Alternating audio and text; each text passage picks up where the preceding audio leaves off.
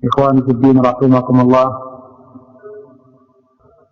Ya, jadi mempelajari fitnah, mempelajari asyar, ini juga bagian daripada ilmu dan penyempurna daripada ilmu seseorang, yang dengannya seseorang akan menjauhi kejelekan dan insyaallah dengan itu akan selamat daripada kejelekan tersebut. Maka di antara wujud daripada hal itu, kita akan mempelajari sedikit tentang fitnah ini, fitnah Hajuriyah yang muncul di masa ini, yaitu ketika Yahya bin Ali al-Hajuri yang dahulunya tentunya masuk minat salafiyin, tergolong dari salafiyin, tergolong dari ahli sunnah wal jamaah, tapi subhanallah,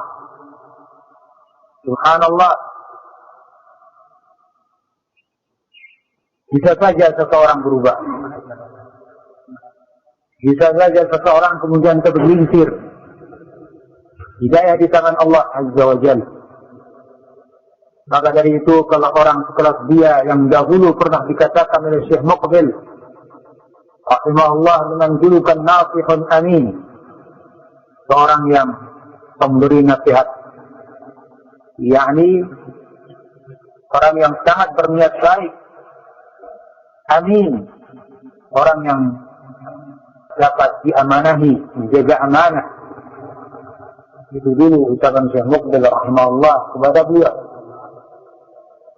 Tapi sekali lagi, hidayah di tangan Allah Azza wa Jalla. Ya, kalau dulu bagian yang pernah masuk Islam di zaman Nabi, ada yang kemudian menjadi Nasrani, ada yang kemudian pernah yakni mengaku sebagai Nabi. Apalagi orang-orang di zaman sekarang ini tidak menjamin keilmuan yang dia miliki, tidak menjamin kemampuan yang dia miliki untuk tetap di atas hidayah. Maka dari itu kita harus berhati-hati. Apa yang tadi kita sebutkan tentang Syekh Yahya bin Ali al-Hajuri, dengan sekian banyak masalah yang dihadapinya, kemudian muncullah statement di sela-sela pelajarannya atau di muhadarah-muhadarahnya yang khusus, hal-hal yang menyimpang dari agama Allah Subhanahu wa ta'ala.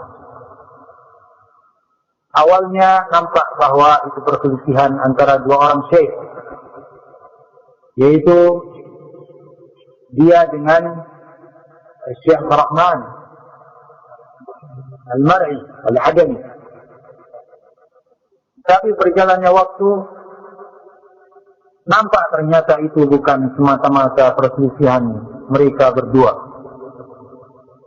karena ada ucapan-ucapan yang sama sekali tidak terkait dengan Syekh Abdul Rahman, tapi justru ucapan-ucapan yang menyimpang dari agama. Sehingga mulailah terbuka, mulailah tersibak apa sesungguhnya yang ada pada Yahya bin Ali al-Hajuri. Nah, ketika itulah kemudian para ulama menghukumnya dengan hukum-hukum yang pantas bagi dia setelah berbagai macam upaya dan berbagai macam nasihat diberikan kepada dia. Berbagai macam istima'at, perkumpulan masyayikh di Yaman, bahkan termasuk juga perkumpulan mereka dan musyawarah mereka di Saudi Arabia, khususnya di Makkah, di rumah Syahrabi. Belum lagi sekian banyak telepon yang langsung disampaikan oleh para ulama kepada dia. Namun itu semuanya tidak menghasilkan hasil yang menggembirakan ahli sunnah secara umum. dan para masyayikh serta dia sendiri secara khusus, karena ternyata dia tetap pada statement-statementnya yang menyimpang itu, sehingga sekali lagi keluarlah hukum para ulama yang menyatakan bahwa dia seorang hajjaji atau dia seorang mubtadi' atau ucapan-ucapan para ulama yang lain yang nanti kita akan sebutkan. Ikhwan fillah rahimakumullah, sebelum kita melihat lebih rinci apa sesungguhnya yang dikatakan oleh Yahya bin Ali al-Hajuri sehingga dikatakan menyimpang, maka terlebih dahulu kita akan membahas dengan menukil beberapa ucapan ulama tentang kapankah seseorang dinilai sebagai seorang yang keluar dari ahli sunnati wal jamaah.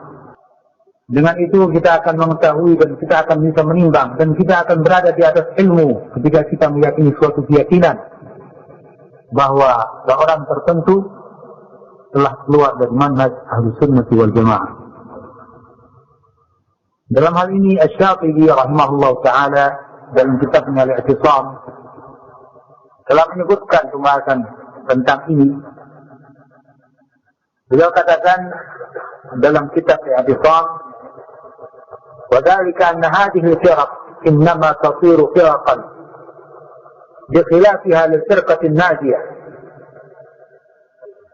Hal itu karena kelompok-kelompok ini innama tasiru firaqan, dia menjadi kelompok-kelompok yang sesat. yakni firaqan maksudnya kelompok-kelompok yang sesat. Bi khilafiha lil firqatin najiyah, ketika dia menyelisihi al-firqatun najiyah fi ma'nan kulliyyin fid din, pada suatu makna yang menyeluruh dalam agama ini. Wa qa'idatin min qawaid syariah, dan satu kaidah dari kaidah-kaidah syar'i.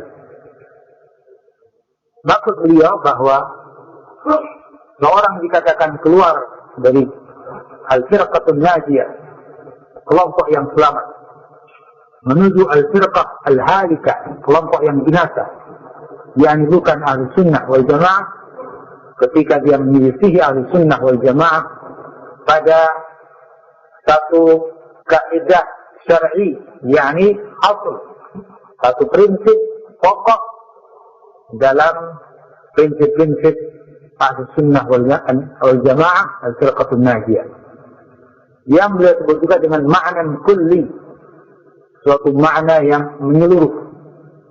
Artinya suatu kaidah yang memiliki banyak cabang. Sebagai contoh misalnya, kita mengetahui bahwa akidah Ahlussunnah wal Jamaah salah satunya meyakini bahwa khabarul ahad, berita dari seorang rawi, periwayat yang thiqah, terpercaya, itu bisa diterima dan bisa menjadi hujjah dasar dalam akidah maupun dalam hukum. Sehingga hadis walaupun hanya satu sanadnya, tapi itu sahih dan bicara tentang akidah, harus kita terima dan kita yakini sebagai akidah Islamiyah. Ini prinsip Ahlussunnah. Ini adalah kaidah min qawaid syara'. Ini ma'nan kulli. Kalau ada seorang mengatakan khabarul ahad bukan hujjah, hadis ahad bukan hujjah dalam bab akidah, itu hanya hujjah dalam fikih, ya, maka seorang yang berkata seperti itu, dia bukan Ahlussunnah. Kenapa bukan Ahlussunnah? Karena dia telah menyelisih Ahlussunnah dalam satu kaidahnya yang tadi disebut ma'nan kulli, satu kaidah dari kaidah Ahlussunnah yang dengan itu walaupun satu dia selisihi, tapi buntutnya panjang, ya kan? Ambil sekian banyak hadis, dia akan tolak sekian banyak akidah dia tidak akan diyakini. Kenapa? Dengan alasan hadisnya ahad. Ya. Begitu pula misalnya contoh yang lain, suatu hal yang diyakini oleh Ahlussunnah mengimani syafaat untuk ahlul kabair. Ini prinsip dan akidah Ahlussunnah yang disebutkan dalam buku-buku akidah. Ya. Ketika seorang mengatakan bahwa orang yang berdosa besar dan masuk neraka kekal di dalamnya, nggak mungkin dapat syafaat. Ini juga bukan Ahlussunnah. Kenapa? Karena dia telah mengisi Ahlussunnah dalam salah satu prinsip dari prinsip-prinsip Ahlussunnah wal Jamaah dalam bab ini. Dengan itu buntutnya panjang, maka sekian banyak hadis tentang dikeluarkannya orang-orang dari an-nar, dia tidak akan yakini dan dia akan takwil. Ya. Dan keyakinan-keyakinan yang terkait dengan itu, yakni yang terkandung dalam hadis-hadis yang lain, semuanya dia tidak akan yakini. Dengan sebab dia mengingkari satu kaidah, ya, yang itu adalah kaidah-kaidah syar'i dan punya makna yang menyeluruh. Contoh yang lain, 3 contoh. Akidah Ahlussunnah meyakini bahwa iman adalah apa? Ucapan, keyakinan dan perbuatan. Ketika ada orang meyakini perbuatan bukan termasuk iman. Iman itu hanya dalam ucapan dan keyakinan. Maka yang mengatakan seperti ini bukan Ahlussunnah. Kenapa? Karena dengan dia menyelisih Ahlussunnah dalam bab ini, sekali lagi bentuknya panjang. Ya, ini kaidah yang menyeluruh, ini makna yang kulli, yang dengan keyakinan itu maka juga akan berbuntut menolak banyak hadis yang menunjukkan bahwa amal itu sebagian daripada iman. Dan juga hal-hal dan keyakinan yang lain yang terkait dengan masalah ini akan banyak dia ingkari, banyak dia selisih. Nah. Kemudian yang kedua, kata Asy-Syafi'i rahimahullah, kapan seorang itu dikeluarkan dari Ahlussunnah? Wa yajri majra al-qa'idah al-kulliyah kasratul juz'iyyat, dan berlaku seperti berlakunya kaidah yang menyeluruh tadi, kasratul juz'iyyat, banyaknya penyelisihan dalam cabang-cabang. Artinya kalau orang tidak menyelisih dalam pokok tadi, dia menyelisihi pada cabang-cabang saja. Tapi banyak sekian juz'iyat, sekian cabang-cabang, ya, atau bagian-bagian kecil, dalam arti istilah saja, ya, bukan agama itu ada yang kecil, ada yang cabang dalam makna yang negatif, tidak. Tapi ini sekedar istilah untuk membedakan antara yang kaidah dengan yang bukan kaidah. Nah, kalau yang cabang atau yang hal-hal sifatnya itu bukan kaidah, tapi dia juga banyak selisihi, ini juga orang yang bisa divonis bukan sebagai Ahlussunnah. Kenapa? Karena mirip dengan menyelisih satu kaidah. Anggap satu kaidah bentuknya 10. Di sini dia nggak menyelisih kaidah, tapi sudah 10 juz'iyat dia selisih. Ya, akhirnya banyak yang dia selisih. Nah, terkadang sebagian orang yang mungkin dalam mazhab-mazhab fikih, ya, dia banyak melakukan hal yang seperti itu, ya, jadi walaupun dalam bab fikih dia sudah keluar dari Ahlussunnah, bisa jadi kalau memang banyak yang dia selisihi yang tidak sesuai dengan tuntunan Rasulullah SAW. Kata beliau, فَإِنَّ الْمُبْتَدِئِ إِذَا أَكْثَرَ مِنْ إِنْشَاءِ الْفُرُوعِ الْمُخْتَرَعَةِ ada dzalika 'ala katsirin min asy-syari'ati bil mu'aradah. Seorang ahli bid'ah kalau banyak membuat juz'iyat, ya, hal-hal kecil tadi atau hal-hal cabang tadi yang dibuat-buat, maka ini akan berakibat menolak syariat atau berakibat dia melakukan mu'aradah, yakni penolakan begitu, kurang lebih maknanya terhadap syariat ini. Bukan sifatnya orang keliru begitu, satu dua masalah atau sedikit masalah, tapi sifatnya menentang, membuat sesuatu yang seolah-olah dia membuat syariat baru, menentang hukum syar'i. Nah, ini dua hal yang disebutkan oleh Asy-Syafi'i rahimahullah, yang dengan itu seorang dikeluarkan dari ahli sunnah wal jamaah. Sebetulnya tentang pembahasan ini, kapan seorang keluar dari ahli sunnah, banyak disebutkan oleh para ulama dalam sebagian ucapan-ucapan mereka di buku-buku mereka, dan sebagian vonis-vonis mereka terhadap orang-orang yang dengan orang mempelajari itu, dia akan punya malakah, kemampuan, akan punya keahlian dan pengetahuan tentunya dalam menghukumi seseorang. Ya. Karena dengan pengalamannya dalam membaca keterangan para ulama, dia akan bisa memahami kesalahan apakah yang karenanya seorang vonis jadi ahli bid'ah, dan kesalahan apakah yang karenanya seorang disalahkan tapi dia tetap dalam koridor ahli sunnah wal jamaah. Sebagai contoh juga untuk menekankan hal ini dan mengambil pelajaran dari para ulama kita, sesungguhnya Imam Ahmad rahimahullah ta'ala juga menyebutkan dalam kitabnya yang pernah kita pelajari, kitab kecil tapi sangat penting, yaitu Ushulus Sunnah, di mana beliau mengatakan dalam pembahasan awal-awal, wa min as-sunnati al-lazimati allati man taraka minha khaslatan lam yaqbalha wa yu'min biha lam yakun min ahliha. Ya, ini kaidah. Ya, ini kaidah.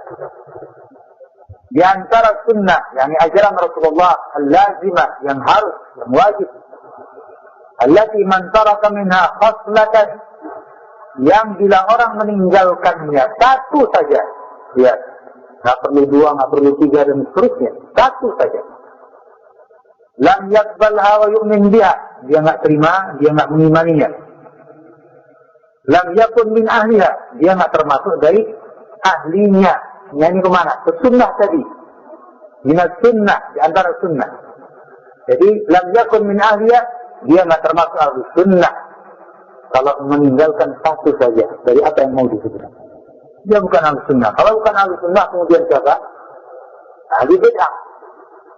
Ya. Nah, ini hal yang sangat penting. Hal yang sangat penting, karena sebagian terkecoh dengan penampilan sebagian ahli bid'ah. Ketika seorang ahli bid'ah mengajarkan tauhid, mengajarkan ittiba'us sunnah, ya, nampak penampilannya penampilan sunnah, bahasanya bahasa sunnah, tapi dia sesungguhnya meninggalkan salah satu prinsip dari prinsip-prinsip ahli sunnah. Orang mungkin menilai karena ketidaktahuannya, wah, dia ahli sunnah. Padahal kita katakan tidak. Kenapa? Dia menyimpang dalam bab ini. Berapa bab? Satu bab. Satu bab, satu masalah. Tapi masalah apa?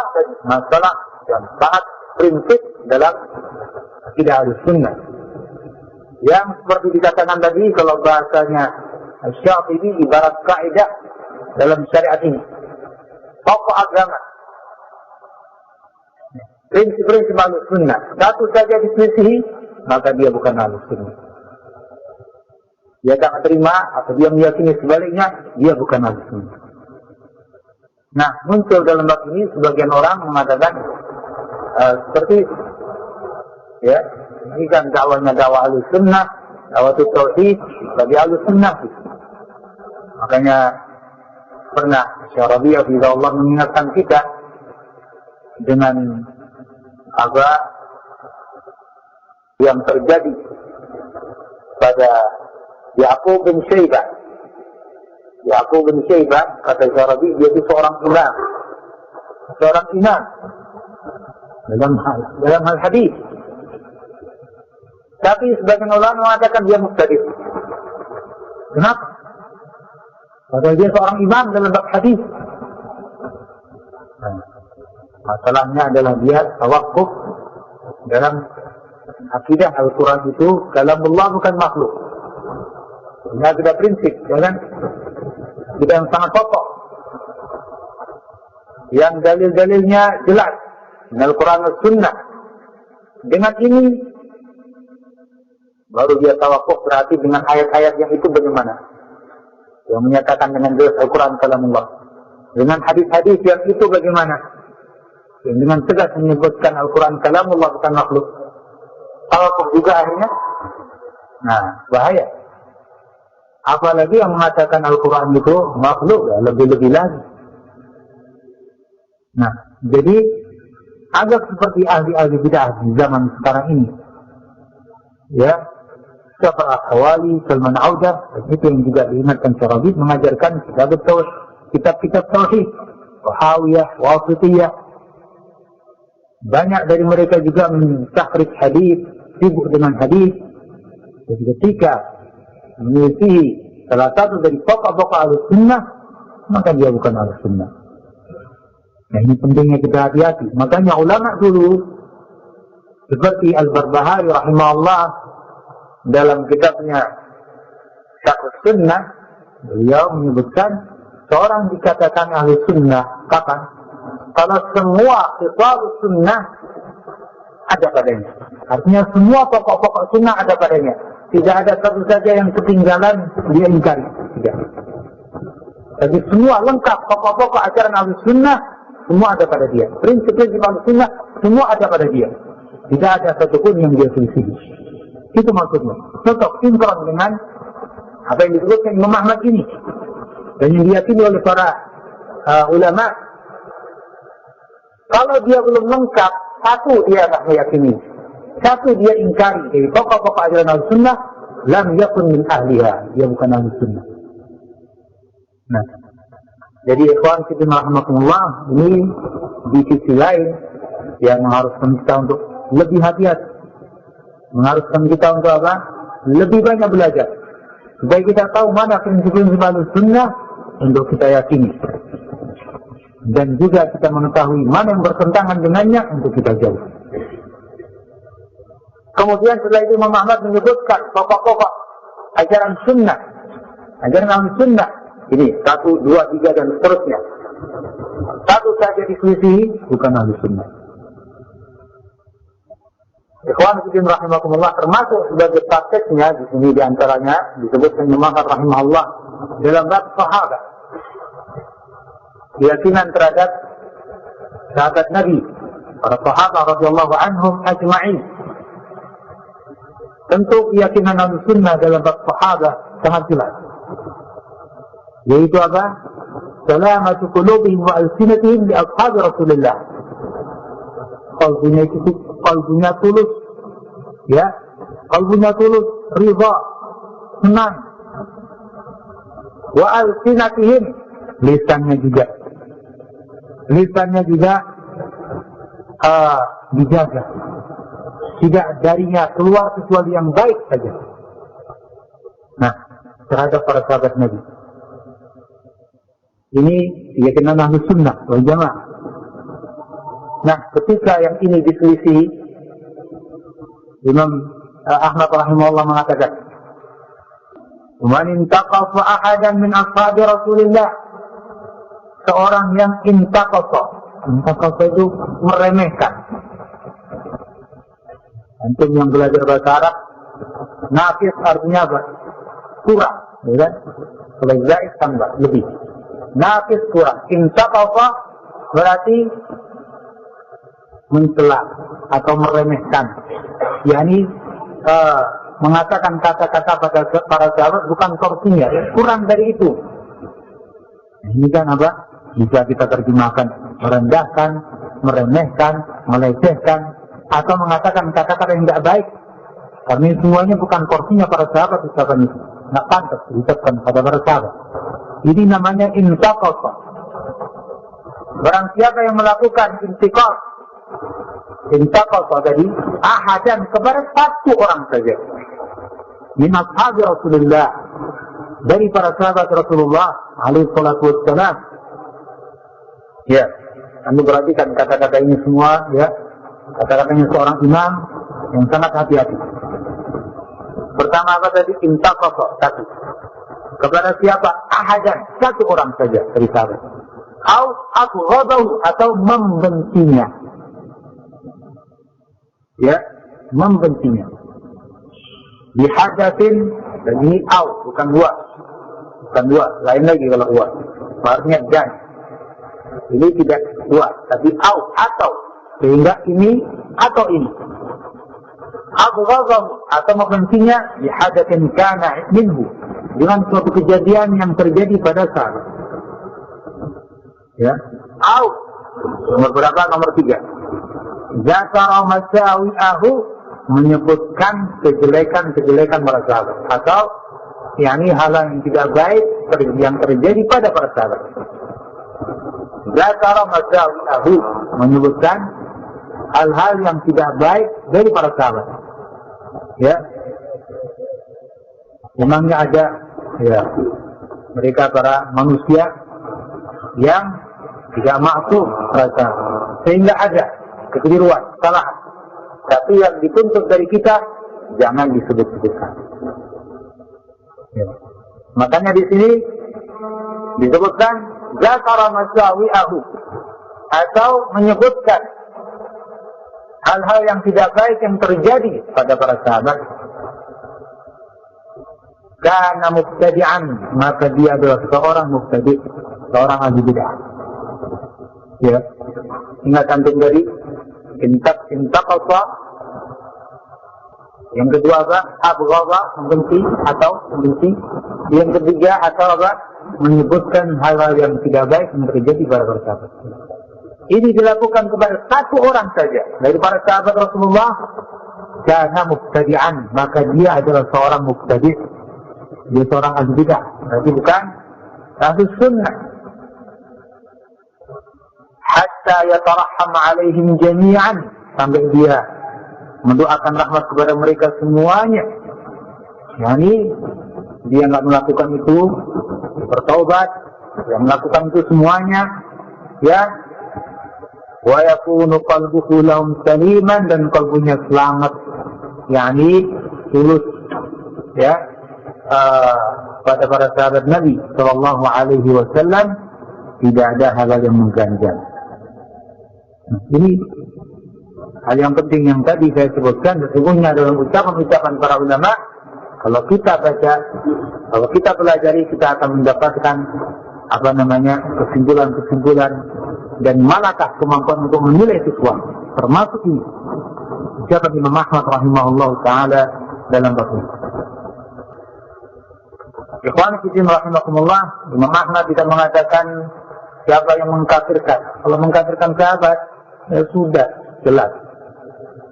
Atau menganggap mubtadi', seorang sahabat mubtadi' atau pencetus bid'ah, jelas. Ya. Atau menganggap seorang sahabat munafik, jelas.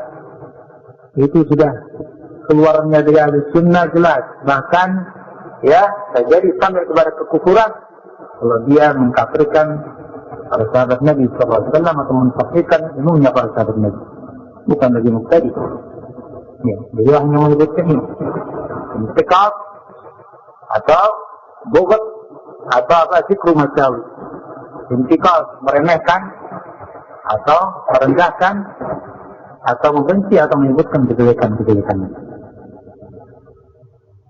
Ikhwan fillah rahimakumullah, bahkan pernah diriwayatkan dari Imam Ahmad rahimahullah, Beliau mengatakan,